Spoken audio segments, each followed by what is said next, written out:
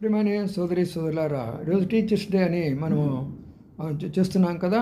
పరిశుద్ధ గ్రంథము 23 అధ్యాయం 10వ వచనంలో మత్తయి సువార్తలో ఈ మాట ఉన్నది. మత్తయి సువార్త 23:10లో మీలో ఎవరు కూడా గురువులని పిలవబడవద్దు, క్రీస్తు ఒక్కడే మీ గురువు అని ఎందుకు చెప్పాడు అంటే, యోహాను సువార్త 8:12లో నేను లోకానికి వెలుగునై ఉన్నాను అని అన్నాడు. అంటే గురువు అంటే అర్థం ఏంటంటే చీకటిని తొలగించేవాడు అని అర్థం. ఇప్పుడు మానవుల్లో అనేకమైన చీకటి ఉంటుంది. ఒక చీకటి ఏంటంటే దేవుడు లేడనేటటువంటి వారు, మరికొందరు ఏంటంటే ఉన్నప్పటికీ మా ఇష్టమైన రూపంలో మేము ఆరాధన చేస్తామనేవాళ్ళు. మూడో వాళ్ళు ఎవరంటే మేము ఏ పాపమైనా చేస్తాము, దేవుని ఆరాధిస్తామంటారు. దొంగతనము, అబద్ధము, మోసము, వ్యభిచారము, త్రాగుడు, జూదము, పేకాట, వ్యసనము, అనేకమైనటువంటి దుర్వ్యసనాలు కలిగిన వారందరూ కూడా చీకట్లో ఉన్నారు.